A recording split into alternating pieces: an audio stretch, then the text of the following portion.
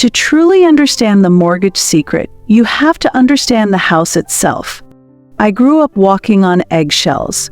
Our home was rigidly ruled by my mother, Linda's, crushing and often entirely irrational expectations.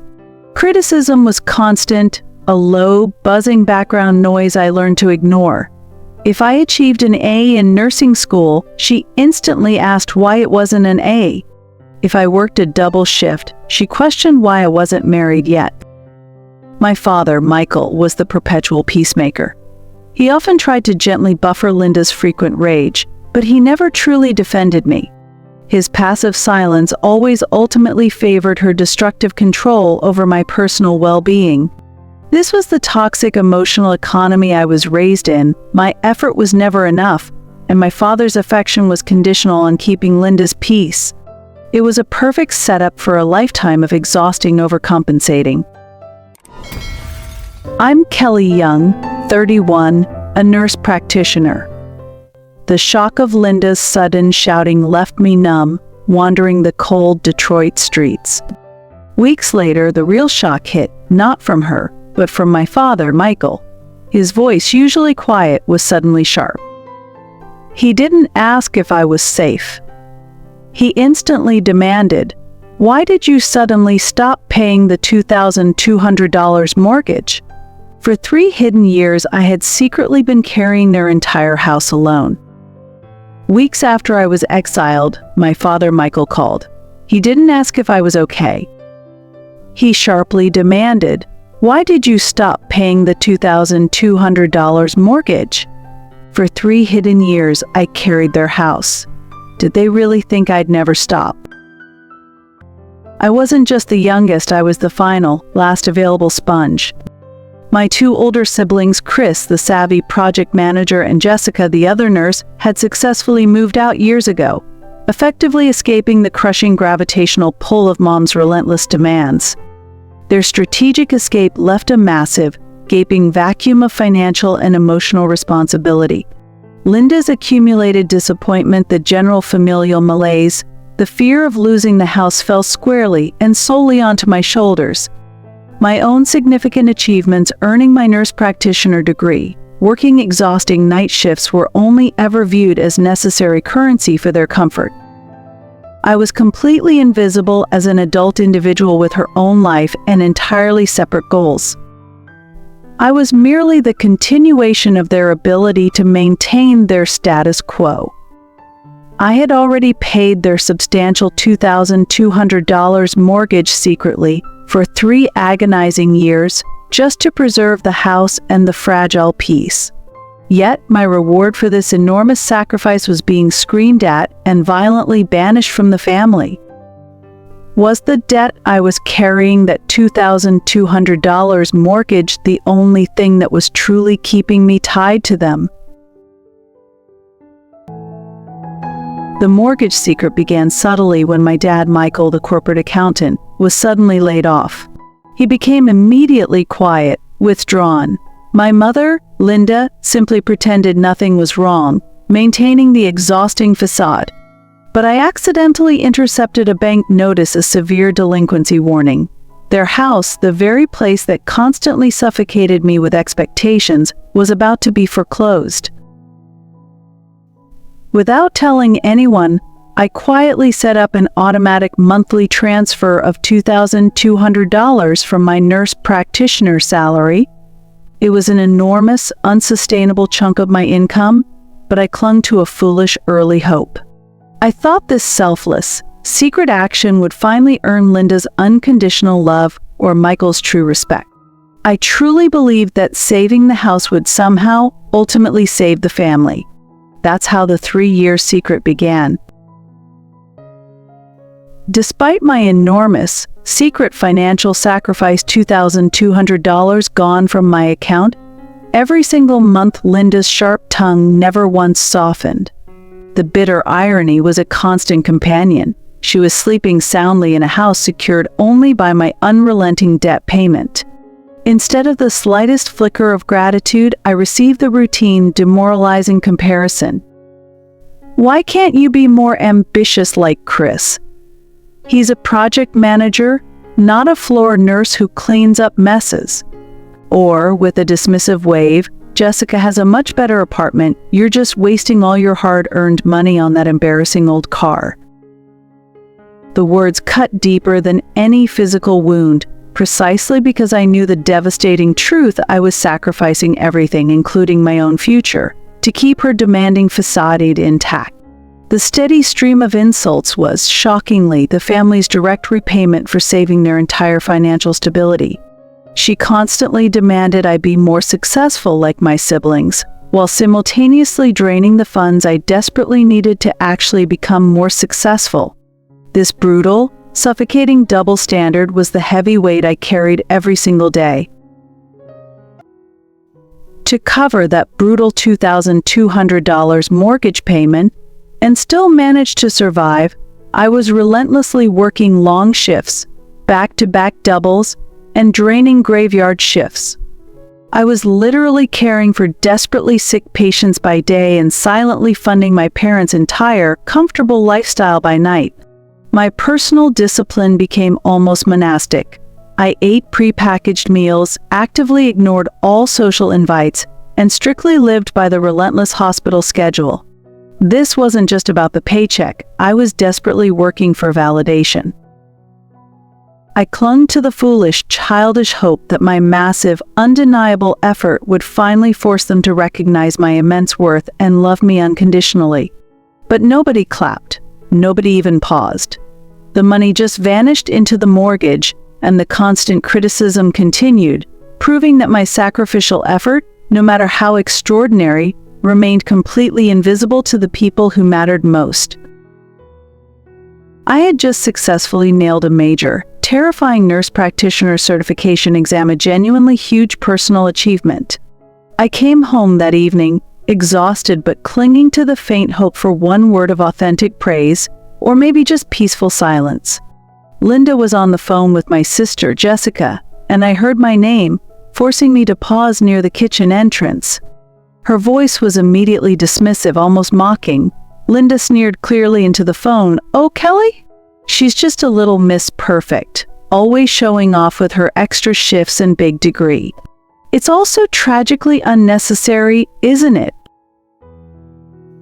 In that single, brutal moment, 3 years of absolute, soul-crushing sacrifice, the $2,200 gone every month, the relentless lost sleep, the deferred personal dreams dissolved instantly into bitter, utterly worthless ash. My hard-won achievements weren't celebrated, they were openly resented.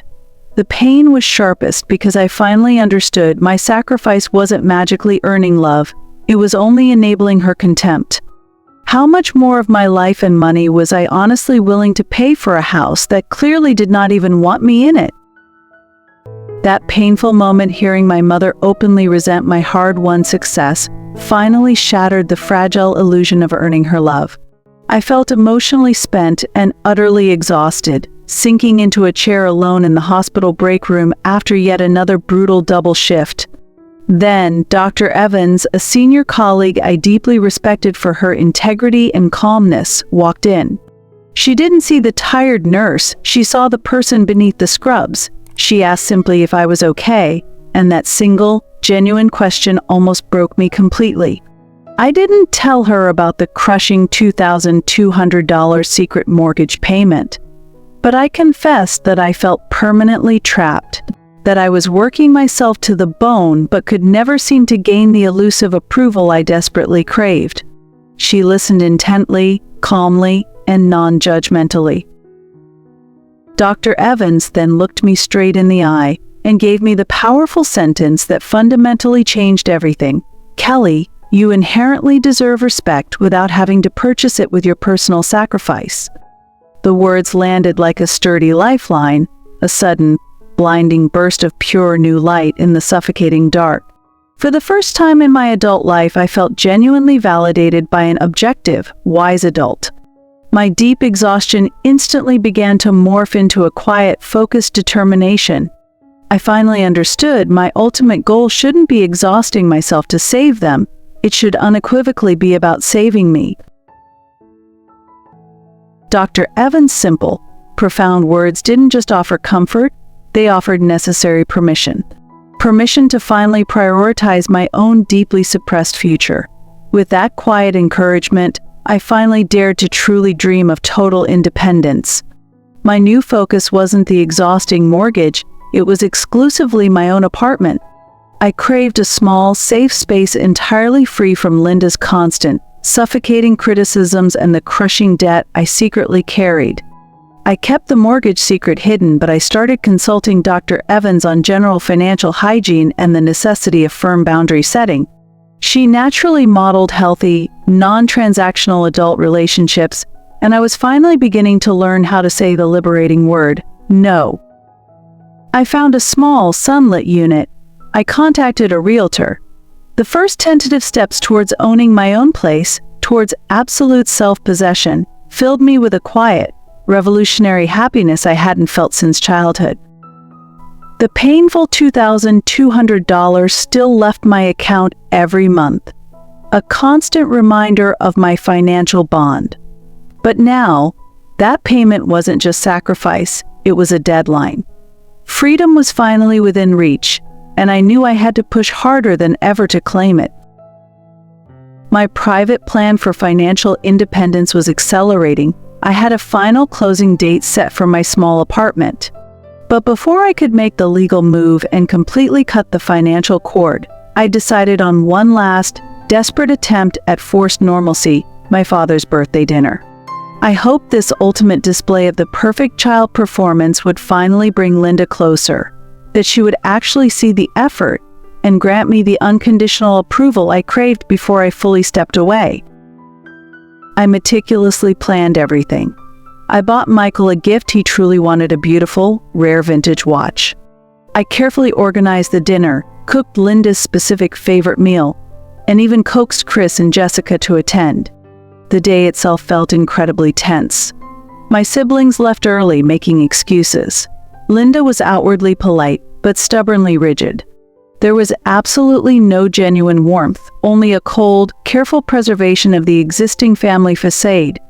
I found myself anxiously waiting for her to crack a small smile, or for Dad to genuinely look at me and thank me for my efforts.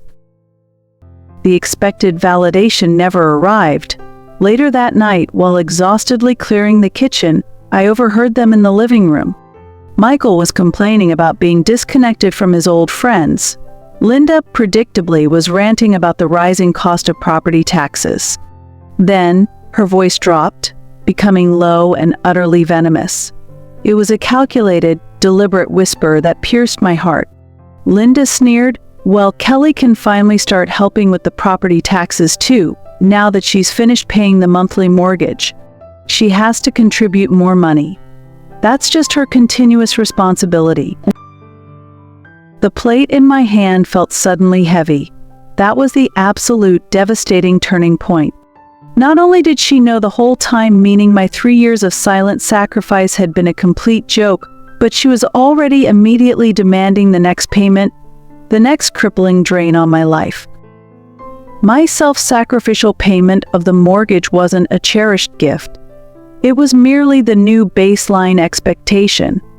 The realization hit me with the force of a physical blow. I was not loved. I was only a resource that they assumed they had permanent, unquestioned access to. The fury and betrayal were overwhelming.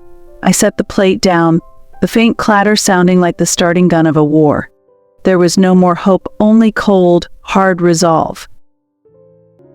The moment Linda demanded I pay the property taxes too, just seconds after celebrating Dad's birthday, all those agonizing years of being the family's secret financial fixer instantly evaporated. I walked into the living room, my hands trembling, and the cold resolve I had cultivated over the last few weeks solidified. My voice was deadly quiet as I spoke the truth. The mortgage is my money. And you know it. You've known for 3 full years, Mom. You never missed a payment because I paid every single one from my salary. Michael's face instantly crumpled in genuine shock. Linda's, however, did not. It simply twisted into a terrifying mask of pure, ugly rejection and intense fury. She was absolutely enraged, not because I had paid and saved their home, but because I had dared to publicly expose her carefully managed secret to Michael. Linda shrieked, high-pitched and venomous, "How dare you humiliate us like this? Your money means nothing here? It was your basic duty to help the family. You are always just showing off your pathetic sacrifice." The heat of injustice and devastation surged through my chest. All those demanding years, the double shifts, the crushing loneliness, the constant feeling of being financially insufficient were reduced by her single word to nothing but a shameful duty. My hard-earned life and my future had been treated like easily accessible family property, not a person's life. Michael silently bowed his head in his chair, failing to step up and defend me one final crucial time. Linda took her cruel victory, pointing to the door with the same cold, absolute finality as she had weeks ago. "Get out of my house, Kelly, and never come back. You are dead to us." But this time, the words didn't truly shock me. They were merely a final, painful confirmation. I finally realized that my desperate dream of a loving, true family was forever dead. The only thing of value that was left for me to save was myself. I turned and walked out, not in shock, but with a quiet, icy clarity. The game was over. The shouting was done, but the suffocating silence that immediately followed was 10 times heavier than the rage. I walked back to my childhood room, the door clicking shut behind me. It felt less like a protective bedroom and much more like a beautifully decorated, utterly stifling cage. I started packing, not frantically or emotionally, but with a cold, almost surgical precision. Every personal item I touched, an old nursing book, a sentimental childhood trophy, felt less like a cherished possession and more like evidence of a sacrificial life I had lived solely for their relentless expectations. The only thing missing from my mental inventory was the giant financial ledger detailing the approximately $79,200 I had covertly paid over the last 3 years. That huge sum of money was now entirely gone, vanished directly into the structure of a home that had just violently banished me. My simmering fury against Linda and Michael was quickly eclipsed by something much stronger, something life-affirming, a profound, overwhelming sense of self-rescue. I realized with absolute clarity that I wasn't truly leaving them. I was finally, truly coming home to me. I made a quiet, deeply personal vow as I secured the last suitcase zipper. It wasn't shouted, but it was a declaration that shook the foundation of my entire life. I will stop living for her approval. I will stop trying to purchase love and acceptance with my money and my effort. I will start living entirely for myself, starting now. It wasn't a desperate battle cry. It was a sacred promise to the person I should have been all along. I dragged my 2 bags down the quiet, deserted hall. I didn't see Michael. I didn't see Linda. They were already becoming emotionally irrelevant to my future. The house itself was simply wood and plaster now, completely and permanently stripped of the emotional power it once held over me. I stepped across the threshold and into the night air. In that singular moment, I finally understood the true weight of my action. I had officially abandoned my self-appointed post as the family's financial buffer. The $2,200 mortgage payment would instantly stop transferring. The safety net, the one I had silently woven with my own blood and sweat for 3 years, was now deliberately cut.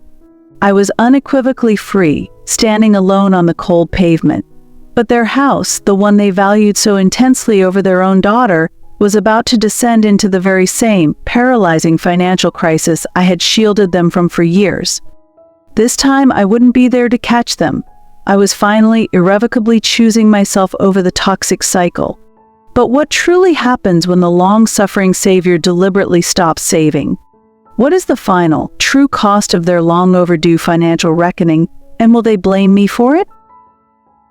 I had already walked across the threshold and out into the night. But the cold, brutal logic of Linda's final, venomous words, "You are dead to us," pulled me back like a powerful magnet. I couldn't just leave quietly now, not after 3 agonizing years of silent devotion. I stomped forcefully back into the living room. Michael was still slumped in his chair, deeply ashamed, but Linda was calmly sipping water, already cooling her temper and clearly believing she had just won the entire exchange. I stood absolutely tall, facing them. The frantic tears had finally dried up, replaced by a scalding, overwhelming fury. My voice was raw and rough, cracking with years of suppressed pain, but it was loud enough to violently shatter the delicate glass vase resting on the mantelpiece. "You don't get to say that to me. You don't get to violently banish me when I sacrifice my entire adult life to quietly save yours." I instantly laid out the devastating hidden truth, chapter and financial verse. The bank crisis you pretended didn't exist? The foreclosure warning you ignored? I stopped that. I paid the mortgage. I paid $2,200 every month, without fail, for 36 months straight. I pointed a trembling finger at Michael. He lost his job, and you both lied to Chris and Jessica and everyone else about it for 3 years. Linda stood totally frozen, her mask of righteous indignation finally and completely gone, instantly replaced by pure, ugly, cornered shame. For the very first time in my life, she was utterly speechless, fully exposed, and completely stripped of her perceived parental authority. I screamed the final, devastating sentence, my voice losing all control and cracking with pure anguish. I paid for your entire roof. I paid for your stability, and my reward is being told I'm dead to you. No more secrets. I have absolutely nothing left to lose because you already took everything I had. Then I finally turned and walked out for good. The entire house felt silent, stunned. My enormous sacrifice was finally public, fully acknowledged, and decisively paid for with my newly claimed freedom. The exhausting emotional high was finally over. The long overdue financial reckoning had finally begun. I was walking away, not out of weakness, but out of absolute, cold resolve. They were now fully on their own. I had just screamed the absolute truth into the stunned silence of the living room, but the stillness that followed was deafening, terrifying. Linda was completely frozen, a rigid statue of impotent rage. The only person left in the room who truly mattered to me in that crucial high-stakes moment was Michael, my perpetually weak and passive father. For 3 agonizing years, he had never once thanked me, never acknowledged my immense struggle, and never, ever defended me. He had only ever passively bowed his head to Linda's crushing authority. He was the quiet, fundamental reason I had stayed in that toxic environment.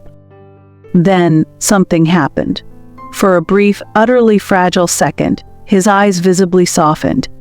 The deep, pervasive shame that had clouded his face for years lifted, and a powerful look of pure, agonizing gratitude finally flickered there.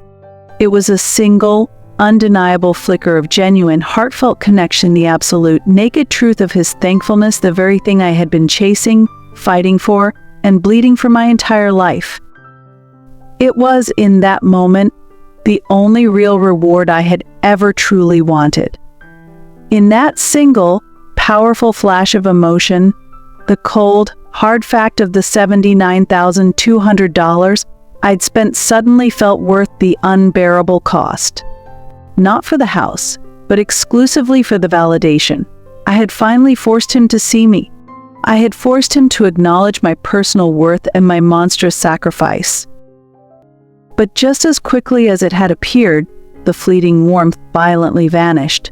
Michael's gaze darted fearfully to Linda's frozen face, and the ingrained shame and passivity immediately rushed back to reclaim him.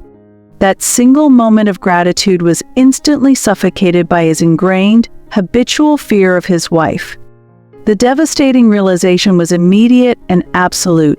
He loved me, yes, but he loved his personal peace and quiet more. His chronic fear of Linda and the comfort of his routine was demonstrably stronger than his love and duty toward his own daughter. The precious validation I had sought was undeniably real, but with a gut-wrenching pain, I knew it was tragically conditional. That one fleeting glance of genuine, Unvarnished emotion was the final, critical piece of the puzzle. I had my validation. Now, I had to finally accept the painful truth and walk away for good, carrying the heavy burden of that costly truth with me into my new free life. A few short, agonizing weeks later, I was standing completely alone in my own small, sunlit apartment. It wasn't large or luxurious, but every single square inch was undeniably mine. I was officially free. I was legally and financially independent. The crushing $2,200 mortgage payment from my personal account had finally mercifully stopped. But the silence in the new place was deeply jarring. The constant, buzzing background noise of Linda's relentless criticism and the anxiety of the debt was gone, and it left a profound, echoing emptiness where my emotional life used to be centered. It felt less like the promised peace and more like a crucial limb had been traumatically severed. My true mentor, Dr. Evans, explained it simply and compassionately over the phone. You spent your whole life paying for love and validation. Now that the payments have officially stopped, the ledger is closed, but the deep wound of believing you had to pay is still wide open. My professional life, meanwhile, was finally soaring. I was excelling effortlessly, taking on advanced cases and leading my shifts with authority. I was genuinely earning respect simply by being competent and professional, the exact respect I had tried and miserably failed to purchase with $79,200 worth of useless, unacknowledged mortgage payments. Then the predictable, inevitable call came. My sister Jessica called, sounding shocked and disoriented. Linda and Michael were officially panicking because the mortgage auto payment had naturally bounced. The money had stopped flowing. They hadn't even bothered to check the account for weeks, assuming the funds would just keep flowing in like an eternal, perpetual ATM. The reckoning was here, not because I was mad or planning revenge, but simply because I chose, with absolute clarity, to spend my own hard-earned money on my own life and future. That $2,200 per month was no longer a painful tribute to them. It was now being poured directly and exclusively into my new, safe, sunlit apartment and the future I was building. I had kept my sacred vow to myself. The house was theirs, and the crippling debt that came with it was now finally, irrevocably theirs too. My phone rang. It was Linda. I let the frantic, demanding call go straight to voicemail, but then the next call arrived, immediately Michael's number. I took a deliberate, deep breath, centered in my new apartment. It was time for the final, cold confrontation. Michael's voice, when he finally spoke, was pathetically desperate and shaky. "Kelly, the payment just bounced. You have to fix this immediately. Your mother is absolutely hysterical. The bank is going to put us out on the street." My response was slow, deliberate, and entirely devoid of any emotion. "I'm not fixing anything, Dad. I no longer live there, and the payments have stopped permanently." Linda instantly snatched the phone. Her voice was sharp, instantly shifting from raw panic to her typical, arrogant demand. "You listened to me, Kelly. You just transferred the money back into your checking account, didn't you? Transfer it back immediately. It's still your damned responsibility to us." I smiled, a genuine, unforced, icy smile of pure, cold vengeance. "That's where you're entirely wrong, Mom. I never transferred the money back into my own account. The bank is holding it. I prepaid the mortgage. The entire house is now fully paid off." The line went dead silent. Not the abrupt silence of a dropped call, but the crushing, heavy silence of absolute, total disbelief and shock, the kind that steals the breath right out of the lungs. I continued, calmly narrating their destruction to the void. I didn't just pay the monthly fee and stop. I called the bank directly last month and paid the principal balance down to zero. I paid the house off entirely with my money, Mom. Every cent of the principal, every cent of the interest for the last 3 years, all mine. I delivered the final, devastating detail. The payment didn't bounce because I couldn't afford it, Dad. It bounced simply because there is no mortgage left to pay. The bank has been trying to send you the deed and the official paperwork, but they can't reach either of you because you've changed your cell phone numbers too often trying to avoid bill collectors. Linda's rage roared back immediately, a confused, incoherent mix of fury, desperation, and utter disbelief. "You deceitful little brat. You actually paid off the entire house. Why in God's name would you do that if you were just going to leave us?" "Because I wanted you to feel the fear, Mom," I stated, the core of my action now visible. "The genuine, paralyzing fear of losing everything you value. The exact same fear you happily let me live under and suppress for 3 agonizing years. I bought my way out of your control permanently, not by stopping the payment and putting you in crisis, but by ending the entire debt so that you could never hold it over me again. That was the price of my freedom." I lowered my voice, turning the final, cold knife deep into the wound. "Consider it my final, parting gift to Dad. A fully paid-off house for the man who never once defended me, but who at least taught me enough about basic corporate accounting to ensure the final deed was officially secured in both your names before I finished the final payment. The house is yours, free and clear." Linda began screaming again, her voice reduced to pure, unintelligible static, but I cut her off one last time. "Enjoy the house you deemed more important than your own daughter, Mom. You got your pathetic peace. And I finally got my ultimate freedom." I ended the call. The line went dead. My hands were shaking not from fear but from the raw effort of the confrontation, but my spirit was completely and beautifully calm. I had given them their freedom from debt, but at a huge cost to them, the loss of their emotional ATM and the destruction of their authority over me. But how would they truly react when the immediate shock wore off, and the crushing new burden of property taxes and maintenance finally hit the roof they paid absolutely nothing for? A week of profound, truly liberating silence passed after the final confrontation.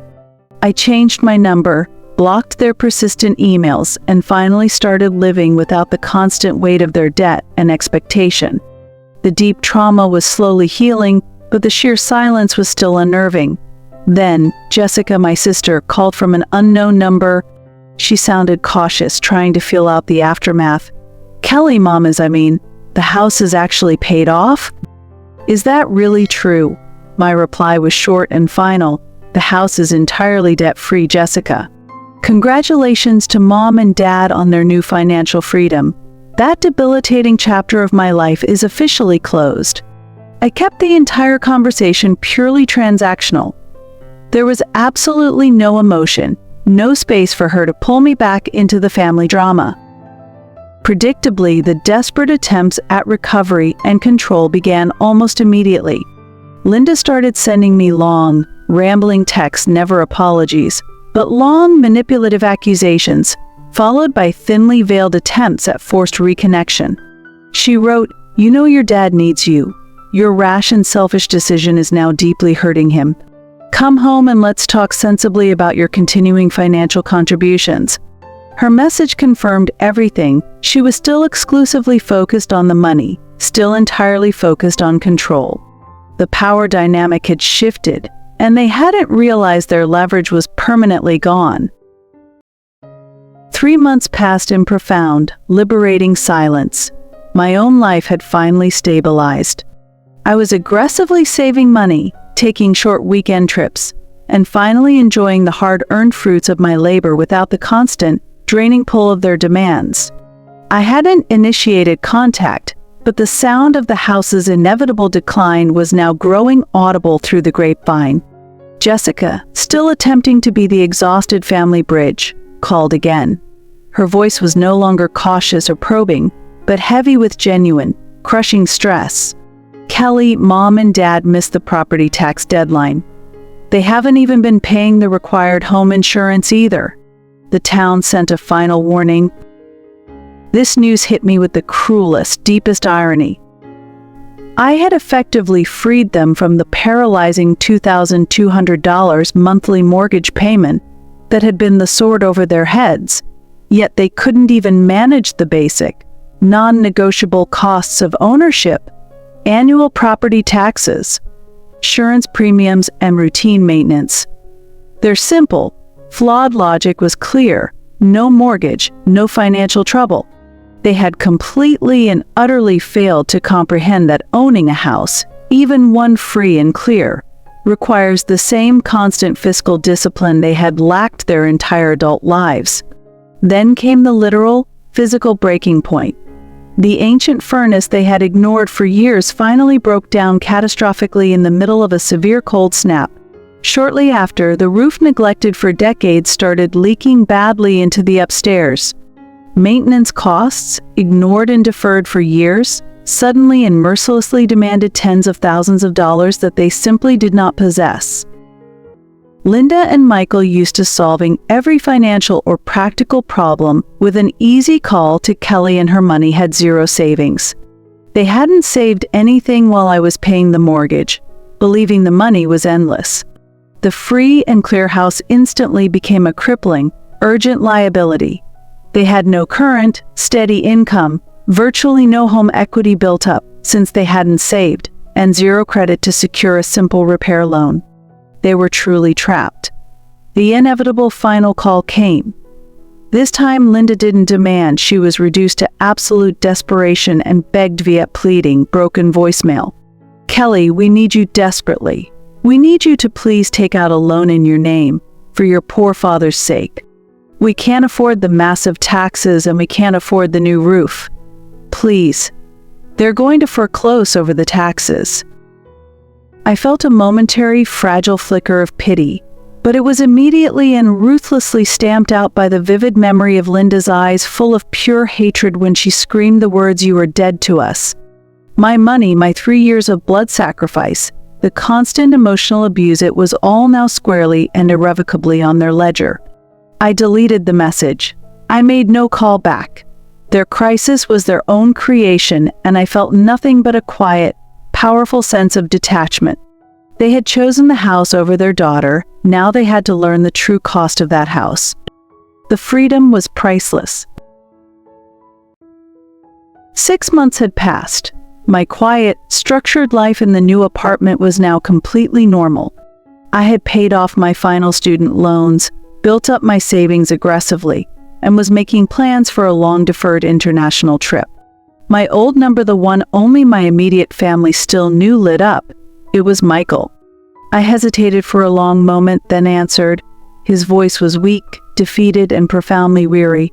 Not hysterical like Linda, but just broken. "Kelly, I just wanted to let you know that the bank is now aggressively demanding payment for the overdue property taxes and the lien for the mandatory roof repair. We can't get a simple loan for the repairs." I didn't flinch. My response was entirely professional, cold, and factual. "I know, Dad. I paid off the mortgage, but I didn't pay off your decades of financial mismanagement. You are still legally required to maintain the property you own, free and clear." Michael sighed deeply, a tired, exhausted sound of complete resignation. "Linda finally accepted that you're not coming back to save us. She's absolutely furious, but we have no choice. We have to sell the house. We simply cannot afford the immense gift you gave us." My victory felt complete, but it was quiet, not triumphant. I hadn't actually destroyed them. I had simply permanently removed the buffer, the $2,200 monthly check that shielded them from the consequences of their own deeply flawed, lifelong choices.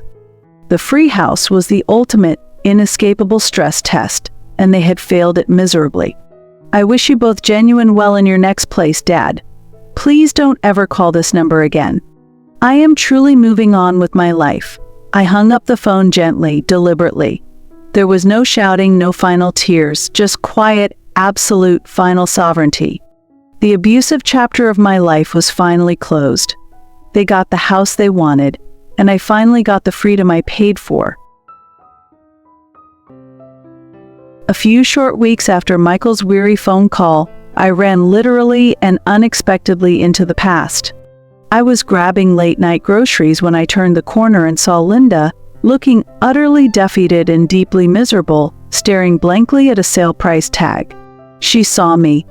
The misery vanished immediately, replaced by a desperate, palpable, hateful glare. "Kelly, you selfish, cruel little brat. I knew you wouldn't have the decency to call back. You ruined us over a simple roof leak." Her voice was low and intense, clearly desperate not to cause a scene. I didn't raise my voice. Crucially, I didn't flinch or look away. I stood tall, the lessons from Dr. Evans and the reality of my new life forming a powerful internal shield. "The house is entirely debt-free, Mom. You chose to sell your relationship with your daughter for that house. And now you are legally required to pay the actual costs of ownership, taxes, maintenance, and insurance." I stated as a cold, undeniable fact. Linda immediately tried the familiar, devastating road of guilt and obligation. "You're an awful daughter. Your poor father is sick with worry over this. You owe us everything you have, and you simply abandoned us when we needed you most." She tried to reach out and physically grab my arm. I held up my hand firmly, stopping her advance mid-motion. "I owe you nothing, Linda. I purchased my permanent exit from your life with exactly $79,200. I bought my freedom, and my emotional ledger is permanently clear. I choose absolute no contact permanently." Linda's face contorted in her final, impotent burst of rage. Her authority was gone, and she knew it. "You won't get away with this, Kelly. This is not over. You will suffer for this betrayal." I simply turned my back, literally walking away from the toxicity of the conversation and the scene. She kept shouting unintelligibly behind me, but her frantic voice was nothing more than faint, meaningless background noise in my new, peaceful life. I was finally, truly free of the emotional chains I had carried for decades. I had closed the door, not only on the house but on the entire relationship. My life was finally, genuinely mine. But what about Chris and Jessica? Will my choice to walk away from the toxicity inspire them, or will it only isolate me further from the remaining family members? News travels fast, especially in a narcissistic family that requires a constant flow of dramatic gossip to sustain its equilibrium. The free house, a priceless gift they never appreciated, was quickly and chaotically sold to cover the massive, unexpected property tax liens, the astronomical repair costs, and the sudden, overwhelming lack of consistent income. Chris, my elder brother, immediately insisted on a sudden, neutral meeting in a quiet downtown coffee shop, citing the urgent need for family unity. I knew instantly it wasn't a peace offering, it was a desperate, predictable ambush. I arrived early, settled with a black coffee, and mentally prepared my shield of cold, hard facts. Chris and Jessica walked in, their faces tight and visibly strained with what I immediately recognized as a highly manufactured resentment. They didn't even bother with a casual greeting. Chris spoke first, his tone sharp and accusatory, instantly launching the attack. "They had to sell the house, Kelly. They're moving into a tiny, subsidized apartment complex in the next town over. This entire, humiliating crisis is all your fault." I took a slow, deliberate sip of my coffee, maintaining a completely neutral, blank expression. "My fault. Let's review the facts, Chris. I paid the entire, crippling mortgage off in full. They sold a debt-free asset, a property worth over $500,000, simply because they couldn't afford the basic, non-negotiable property taxes and a simple, necessary furnace repair. That isn't my fault. That's called basic, fundamental financial mismanagement, and it's something they've practiced their entire lives." Jessica immediately leaned in, her voice low and utterly venomous. "You only paid it off to trap them. It was your twisted, calculated form of revenge. You knew they couldn't afford the maintenance. If you had just kept making the small monthly payments, they wouldn't have had to worry about the maintenance bills." Her logic was a dizzying, classic example of distortion. They expected me to keep paying their debt while simultaneously solving their maintenance and tax issues. I made those payments to save the house from foreclosure while Mom was actively lying to you, Dad, and everyone else about Dad's job loss for 3 years, I calmly explained, emphasizing every word with cold precision. Then, she personally threw me out of the house and told me I was dead to her. My financial and emotional responsibility ended the precise moment I paid off the debt, not a second before. Chris then lowered his voice, shifting tactics to emotional manipulation. It's still family, Kelly. We're talking about Mom and Dad. You have an excellent income as a nurse and perfect credit. You should have helped them secure a large loan for the roof and furnace. They're our parents, and you owe them that final courtesy. I smiled a genuinely cold, pitying smile. I gave them an asset worth over $500,000 for free and clear. That's not courtesy, that's an astronomical gift. If you and Jessica believe in family obligations so much, and you feel I should have secured a loan, why didn't either of you step up to co-sign the loan, or simply pay the past due maintenance and taxes yourselves? They stammered, their eyes darting away from mine. They had absolutely no logical answer. For them, family only ever meant Kelly shouldering the entire crippling financial burden, not them lifting a single finger. They were simply furious that their convenient cash machine had finally walked out and completely shut down. The public exposure of their own inaction was what truly infuriated them. I stood up slowly, adjusting my jacket and collecting my purse. The house is successfully sold. The debt is gone forever. My voluntary sacrifice is completely finished. You can continue to publicly blame me for their decades of poor, destructive choices, but I am entirely done listening to your hypocritical accusations. I didn't wait for a response. I walked out, leaving them alone with their resentful silence. They continued to whisper their condemnation, but their voices were nothing more than a faint, meaningless background noise in my new free life. The chapter of family blame was closed, but the memory of their entitlement served as a lasting warning. After the draining, toxic encounter at the coffee shop, the sudden sting of their collective blame immediately lingered. I felt the old, familiar temptation to doubt myself, to question if I should have just silently kept paying the maintenance. I had one final, vital call to make to steady my foundation. I dialed Dr. Evans. Dr. Evans listened quietly to my detailed account of the argument with Chris and Jessica. His reply was immediately calm, grounding, and scientifically objective. Kelly, you did not create their current crisis. You simply incorrectly removed the financial solution they had outsourced to you for years. You are free, and you acted with absolute, unimpeachable integrity. He continued, addressing the emotional warfare. They will continue to blame you publicly because it is far easier for them than honestly blaming themselves for the staggering $79,200 you sacrificed. Let their blame be their heavy burden to carry. It is no longer yours to shoulder. His final, clear words served as the definitive, ultimate lock on the door to my past. Later that week, I met my best friend, Sarah, for a celebratory dinner. She had witnessed the subtle, corrosive abuse for years and understood the dynamics perfectly. I didn't need to explain the latest family drama. She simply raised her glass immediately.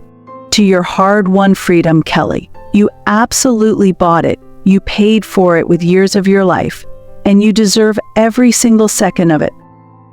This was my new, chosen supportive circle, the genuine family I had consciously selected. These were the people who saw my fundamental worth without placing a massive financial price tag on it. They saw a highly competent, kind, and hard-working nurse, not merely a constantly available walking ATM. The sharp, lingering pain of the final confrontation quickly faded into the reassuring distance. The simple, powerful truth was finally undeniable. I was truly loved, not for my money, but entirely for myself. The crippling mortgage was paid, the toxic family ties were cleanly severed, and my long-delayed healing was finally in full, glorious swing. A year later, the wreckage of the past was truly and completely gone. I systematically channeled the intense discipline and unwavering focus I had used to meticulously pay the mortgage into rapidly accelerating my own career trajectory. I successfully pursued and obtained the advanced nursing certification I had always deeply wanted, which immediately led to a significant major promotion and a corresponding salary increase. The professional respect I earned was organic, earned through competence, and utterly unpurchased. The $2,200 a month that once vanished into Linda's debt was now aggressively building my own personal and financial security. I purchased a dependable used car, the first significant vehicle I had ever owned that was registered only in my name. There was no demanding cosigner and absolutely no financial conditions attached to it. The freedom was palpable every time I turned the ignition. I intentionally started paying for things that truly, fundamentally mattered for my well-being: consistent weekly therapy sessions, a restorative gym membership, and a weekly pottery class that allowed for genuine creative expression. I was finally investing aggressively in Kelly, the person, instead of perpetually maintaining Kelly, the financial debt buffer. I started dating Mark, a kind, stable, and emotionally intelligent colleague from the hospital. He didn't see my history, he saw my incredible strength and my future. When I eventually told him the entire, devastating mortgage story, he didn't judge or pity. He simply saw my profound resilience and celebrated my ultimate triumph over the toxicity. For the first time, my relationship was founded on genuine respect and mutual affection, not on financial coercion. My single biggest, most profound triumph was the solo trip I finally took. I bought a ticket to Iceland. It was a country famously known for its volatile mix of fire and ice, a perfect, powerful metaphor for the agonizing fury and the cold, unyielding reality I had not only faced but successfully survived. Standing alone on a vast, frozen plain, watching the stunning, ethereal dance of the northern lights, I allowed myself to briefly reflect on the house. Linda and Michael now lived in a cheap, rented apartment in a less desirable area. They were financially free of the crippling mortgage, yes, but they were permanently trapped by the destructive loop of their own demanding, entitled character. They were still blaming me, still struggling, still unhappy. My true revenge, the one that tasted sweet and pure, wasn't the pain I caused them by withdrawing my money. My real, profound revenge was the undeniable, unshakable happiness I found entirely without them. I had spent $79,200 buying their financial freedom, but in doing so, I finally fully realized the priceless, immeasurable value of my own soul and my own life.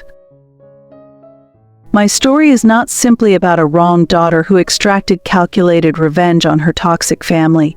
It is a vital, universal lesson about recognizing the critical, devastating point when love and obligation become an abusive, coercive financial transaction, and having the profound courage and the calculated financial means to successfully and permanently cancel that destructive contract. I rebuilt my life from the ground up, stronger, financially wealthier, and far more genuinely happy than I ever could have been trying to earn their buzz. I am living proof that you can walk away and thrive. But for the thousands of other sons and daughters caught in these pervasive, toxic family systems, those who watch our visioni, comfort, encourage the sihainit, watching and shayon, but watch our videos seeking comfort and courage, the cycle is hard to break. Are they doomed to repeat the painful cycle of sacrifice and abuse, or can they find the necessary tools and the essential resolve to forge their own, uniquely personal path to freedom, just like I did? 18 long, deeply therapeutic months had passed. My new life was structured, peaceful, and blissfully ordinary. I was happily preparing dinner with Mark when my old emergency-only cell phone, kept solely for historical reasons and the faintest possibility of a genuine emergency, rang. The screen showed Chris. I paused immediately, the knife still in my hand. I knew, intuitively, this was the final, defining call. I answered, and Chris's tone was no longer sharp or accusatory, but utterly exhausted and defeated. "Kelly, we need your help desperately. Things are bad. Mom is fighting with Dad and seriously trying to move him into a cheap, state-run nursing home because they can't reliably pay the rent and utilities anymore. You have to step in now. You're honestly the only one of us with the real money and the good credit." My heart didn't shatter. It had long since solidified into a strong, impenetrable fortress. "Chris, I'm truly sorry to hear that they are struggling with their finances, but my financial and emotional responsibility to Mom and Dad permanently ended the day I paid off their house. That was my final, massive contribution to their lives." My voice was steady, calm, and utterly non-negotiable. Chris immediately lashed out, the familiar bitterness and sense of familial entitlement rushing back. "So you just get to walk away completely? You get to be the only one of us who is successful and happy? Jessica and I are now permanently stuck here, dealing with the disastrous aftermath of your childish, reckless stunt." He felt it was unfair, that the responsibility hadn't instantly vanished when I did. I delivered the final, cold statement of logic. "No, Chris. I earned my financial success, and I personally purchased my freedom at a cost of almost $80,000. You and Jessica consistently chose to enable Mom's manipulative behavior for years, and now you are collectively accepting the natural, inescapable consequences of that long-term choice. That wasn't my stunt. This is simply your turn to deal with the adult reality you avoided for so long." Chris went completely silent on the line. I heard him swallow hard. He finally understood that the debt was no longer a simple financial matter. It was a profound emotional debt of accountability, and it finally belonged squarely to them, the enablers. He muttered a quiet, broken goodbye and hung up the phone. The definite click of the receiver was the most profound sound of closure I have ever heard.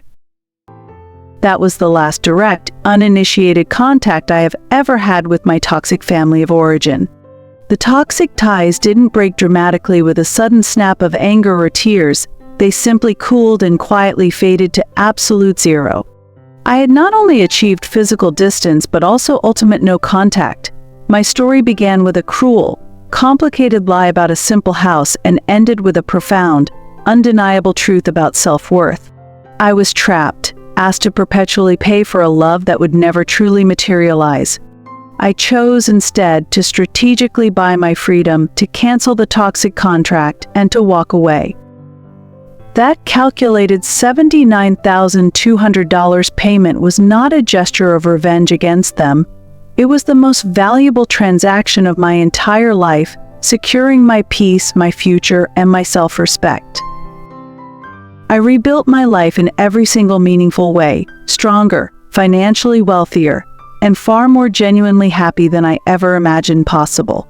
I am living proof that freedom is attainable. But what about the countless others who still live under the shadow of the mortgage, the guilt, and the toxic expectations?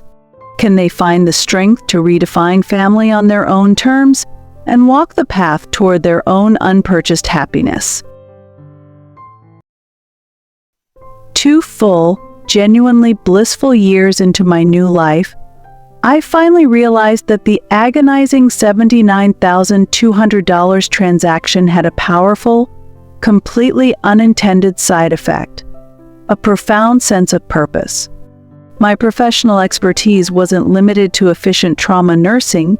It was now also in effectively escaping debt, slavery, and toxic family systems. I had navigated the impossible, and my scars were now my credentials. I began volunteering regularly at a local community center for adults actively dealing with severe familial financial abuse. I didn't share my story as a tragic or tear-jerking narrative. I shared it as a meticulously detailed blueprint for freedom. I had the numbers, the paperwork, and the proven escape plan. I sat and listened with deep empathy to other victims talk about parents holding their college education hostage, or siblings systematically bleeding their bank accounts dry through constant, manufactured emergencies. I recognized the deep, pervasive fear in their eyes, the exact fear I used to carry every single minute of every single day. But beneath that fear, I also saw the profound hope that came from hearing someone else had actually survived and thrived. My story, once a personal shame, became their tangible evidence that escape was possible. Mark and I, now happily engaged and building a future together based on honesty and mutual respect, decided to establish a small, targeted annual scholarship. We named it the Kelly Young Freedom Fund. Its singular purpose was simple: to help financially empower young people who were trapped by paying off one essential, crippling, family-imposed debt alone, a car payment, a semester of tuition just before they were ready to initiate the final no-contact phase. The goal was to give them the necessary financial buffer and the clear escape route I had to fight 3 ups. It was the powerful act of converting my deepest, most agonizing personal trauma into tangible, sustainable good for others. This was my legacy. I heard one final distant and deeply predictable piece of news through a distant cousin I maintained sporadic contact with. Linda and Michael were now moving again, having been formally evicted from their tiny, cheap apartment due to the same basic, incurable problem, the non-payment of rent and utilities. They had successfully sold a debt-free asset worth $500,000, only to prove that their problem was not the house, but their inherent financial irresponsibility and their abusive entitlement. They hadn't learned anything, and they never would. I felt nothing when I heard the news, no wave of sick satisfaction, and certainly no guilt. Just the cool, clinical detachment of a highly competent surgeon who has successfully and permanently removed a malignant tumor. They were still internally sick, still destructive, but they were no longer my problem, and they were definitively no longer my patient. My journey, the entire 3-year battle, began with a devastating lie about the security of a house and ended with an ultimate, hard-won truth about my own self-worth.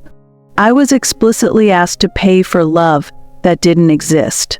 I chose, instead, to calculate the cost and strategically buy my permanent freedom. That entire agonizing saga, culminating in the $79,200 final payment, was the most important, most valuable transaction of my entire life. I survived. I healed. I thrived. I found my purpose. But the world is full of toxic, financially coercive family systems. The stories never truly stop coming. How can others, who lack the financial means I had, find the leverage and the courage to cancel their own destructive contracts and finally start investing in themselves? My entire painful story is definitive proof that family doesn't always equate to safety or love. Sometimes the people you are genetically related to are simply the most aggressive debt collectors in your life, and the only viable way to permanently save your own soul is to settle the final bill and unequivocally walk away. The house, the immense money, the cruel lies, the pointless screaming, none of it matters to me now. What matters, profoundly, is that I meticulously recovered my life, my financial stability, and my peace. I learned the most vital lesson of all, that your innate, fundamental self-worth is absolutely non-negotiable, and it certainly cannot, and should not, ever be purchased or validated by anyone else. If you are watching this, and you are currently stuck in a similar, suffocating cycle of emotional and financial obligation, remember the single, powerful truth: pay off the specific debt, pay off the manufactured guilt, and then, without hesitation, pay yourself first. Your ultimate, perfect act of revenge against the system that tried to destroy you is simply building a beautiful, successful, and joyful life that they can never, ever touch again. My story, the Mortgage Bomb Saga, is highly unique in its sheer financial scale, but the raw, crushing feeling of being permanently trapped by toxic family debt is not. I had to pay a calculated, staggering $79,200 for my freedom. But I want you to know that you can start your critical journey today with just a single, firm decision. Freedom begins with your mindset, not your bank account. If you take only a few core concepts away from the agonizing 3-year journey I shared, let them be these 5 essential lessons for your own survival and ultimate triumph. Lesson 1. Your self-worth is non-negotiable. Never, ever allow your inherent love, your time, or your emotional energy to be successfully reduced to a simple, coercive bank transfer. You are a person, not an ATM. Lesson 2. Build your own buffer. Financial security is the most powerful, ultimate leverage you can wield against emotional manipulation. If you have savings, you have options. Lesson 3. Always fact-check the crisis. Toxic, entitled people perpetually lie and manufacture emergencies to maintain their accustomed level of debilitating control over you. Always verify the so-called emergency before you transfer a single dollar. Lesson 4. Choose your family. Blood is just biology. Your chosen circle, the friends and partners who see your worth and celebrate your success, is your one true, supportive system. Let the rest fade. Lesson 5. The ultimate revenge is a beautiful life. Stop trying to actively punish them, which only keeps you engaged in their toxicity. Instead, strategically invest every single resource, every hour of your time, and every ounce of your emotional energy into successfully building a life they can never, ever touch, ruin, or tarnish. If you've successfully survived a severe financial entanglement like the one I battled, or if you are actively planning your own strategic exit, I truly want to hear from you. Share your powerful story in the comments below. What was your most vital step? What was your ultimate moment of final, liberating detachment?